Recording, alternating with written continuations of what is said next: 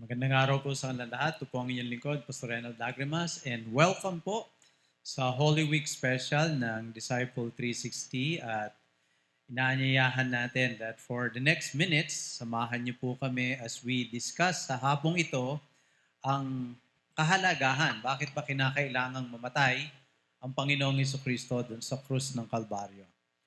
At nais po natin na kilala sino mga kasama natin who's watching right now.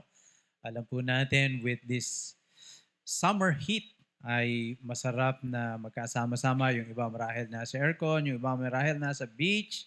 But wherever you are, nais namin na isulat nyo dyan sa ating comment section nasaan sila, sinong kasama nila, and it will really be a blessing to know.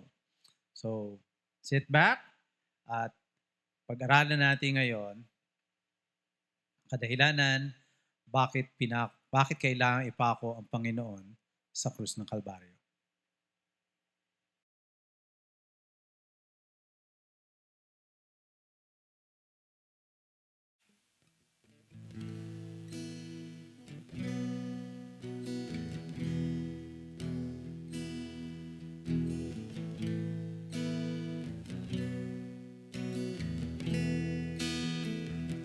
Makapangyarihan ang ating Diyos, mga likha niya ay napapaluhod. Ang karunungan sa Kanya nagmula, siyang wakas at ang panimula. Ang mga bansa at ang mga hari, sa paghuhukom siya ay maghahari.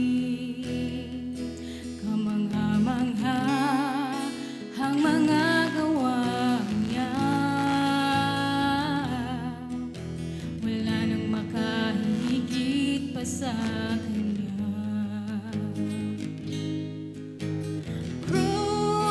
Crucified, laid behind a stone, you live to die, rejected and alone, like a rose trampled on the ground. You took the fall and thought of me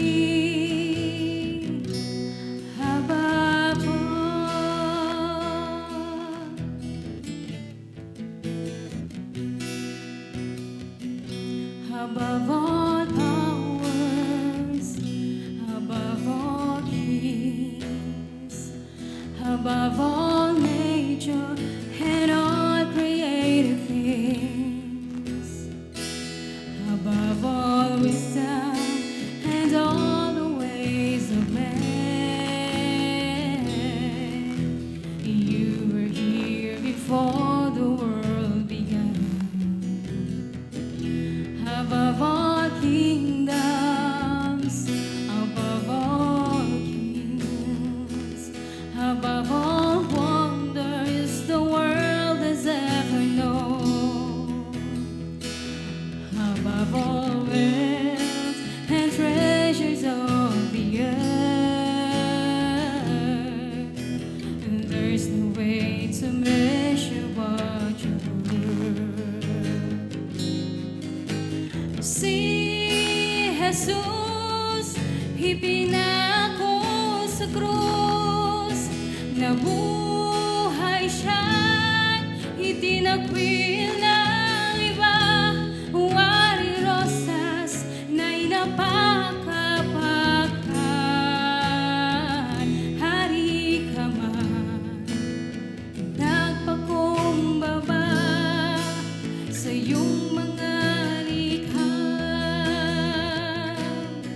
Pag-ibig mo'y hindi mapapantayan, kabutihan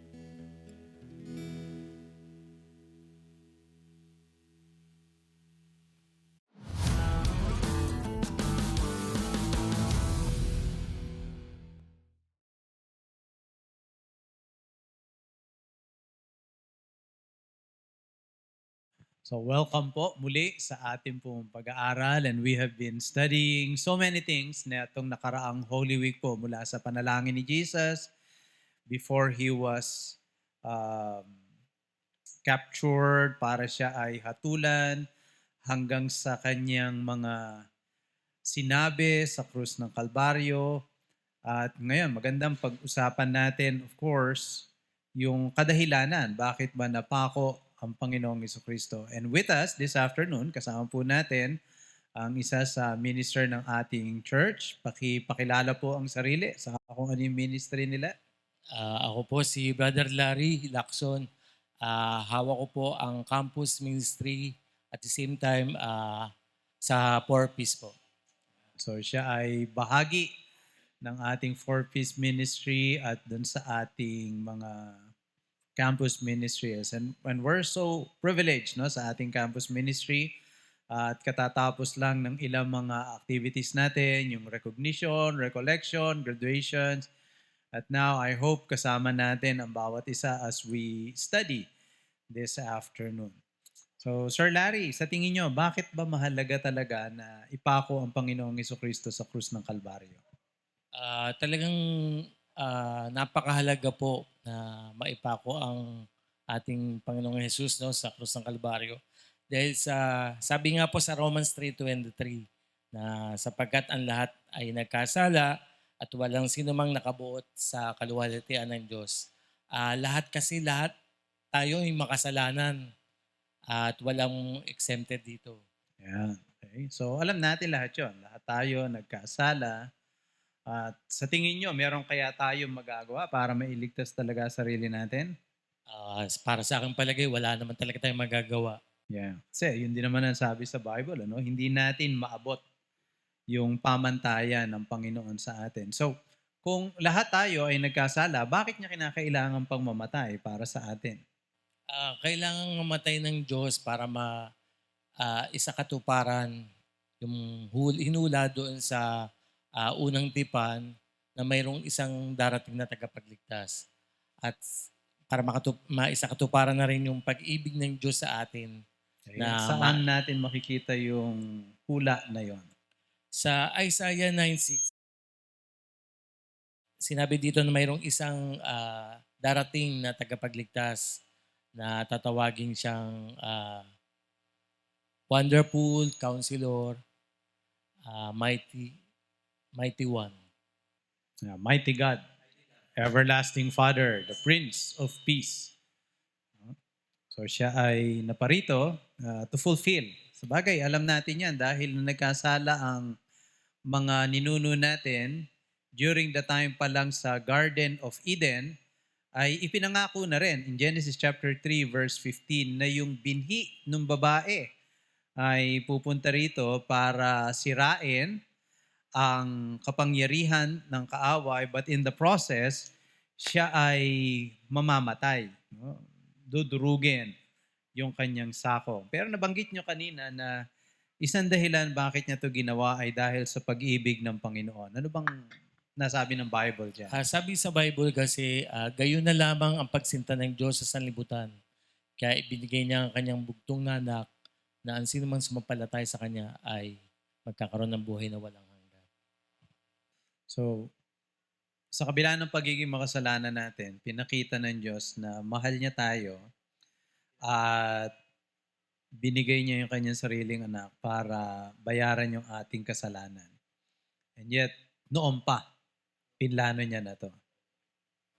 Dakilang pag-ibig talaga yung binigay ng Diyos sa atin. Yeah, that's really an amazing love no, sa atin. That, sabi nga, di ba, John 3:16, for God so loved the world that He gave His only begotten Son. Sa tingin nyo, posible kaya, kunwari ako, baka naman pwede kong mailigtas ang aking sarili. I mean, baka pwede naman akong umaten ng mga simbahan, magpakabuti ako ng todo. Baka naman may ibang paraan talaga para maligtas ako.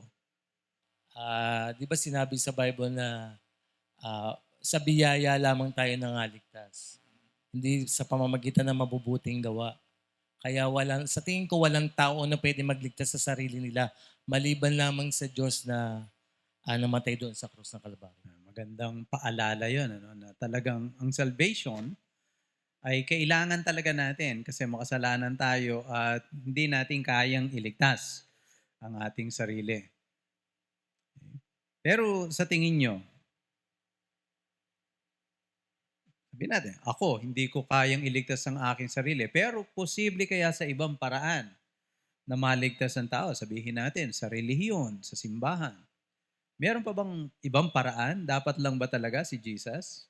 Ah, s- sa ngayon sa Biblia, walang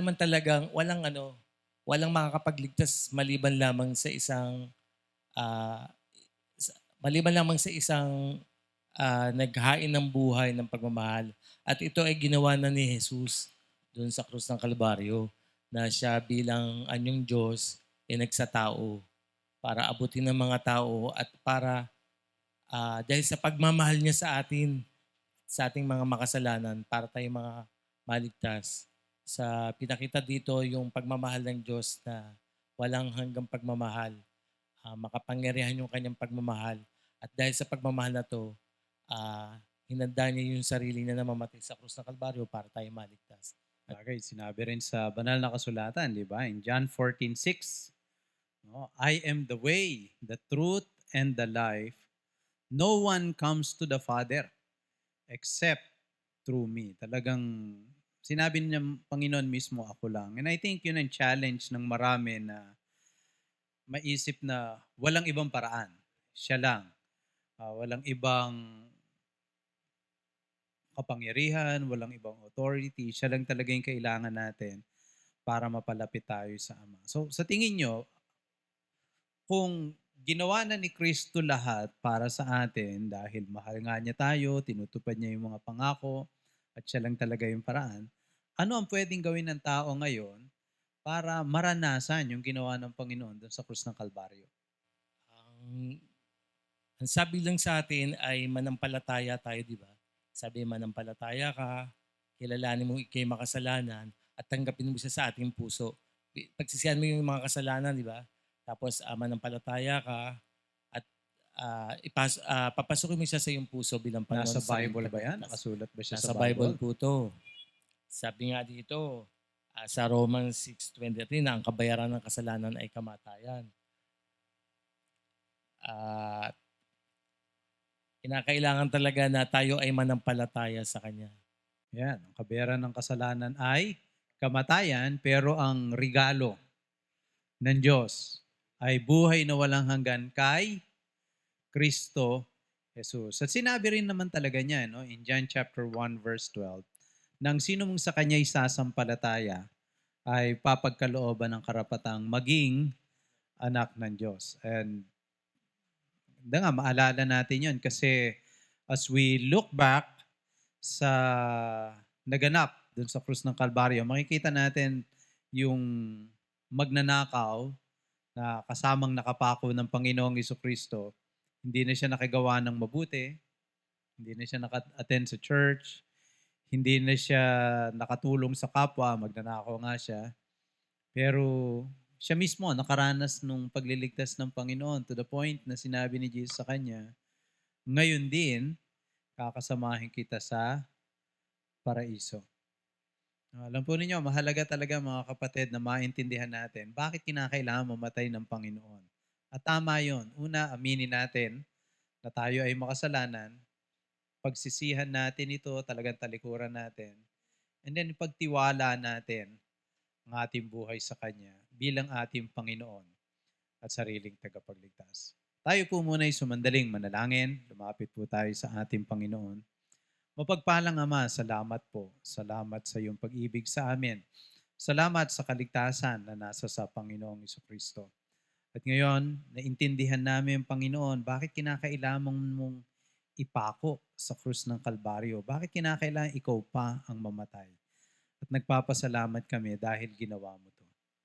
Habang kayo ay nanonood ngayon at nais mong maranasan yung pagliligtas ng Panginoon, mananalangin ako ng simpleng panalangin. Gawin mo panalangin mo. At sabihin mo sa Kanya, Diyos ko, kinikilala ko na ako po'y makasalanan. Aminado po ako, marami akong nagawa, nasabi, naisip na hindi nagbigay kapurihan sa iyo. At simula ngayon, binubukas ko sa iyo ang aking puso't buhay, Panginoong Kristo, at inanyayahan kitang pumasok bilang aking Panginoon, sarili kong tagapagligtas. Linisin mo ko at simula ngayon, ikaw na ang maghari sa aking buhay. At ang lahat ng ito ay hinihiling ko sa nag-iisang pangalan ng aming Panginoon at tagapagligtas na si Kristo Jesus. Amen. Amen. Maraming pong salamat. Meron po kayong gusto pang sabihin, batiin dun sa ating mga viewers ngayon? Binabati ko po yung mga naka-online ngayon na nakikinig. Tunay nga na napakahalaga ng ginawa ng Diyos ni Jesus doon sa krus ng Kalbaryo. At sana ay maisip natin o madama natin yung pag-ibig ng Diyos sa atin. At tunay na walang ibang paglilingkuran kundi lamang siya. Salamat po. At muli po sa lahat ng mga nanonood sa atin, for those who are taking this time, this Holy Week break, maganda, balik-balikan natin talaga, read through the scripture, bakit namatay ang Panginoon para sa atin. Remember, He loves you, kahit nagkasala tayo at ayaw niyang manatili tayo sa ating kasalanan. Muli po, itong inyong lingkod, Pastor Renald Lagrimas, Si Brother Larry Lacson po. at sasabi sa inyong magandang araw, pagpalain po tayong lahat.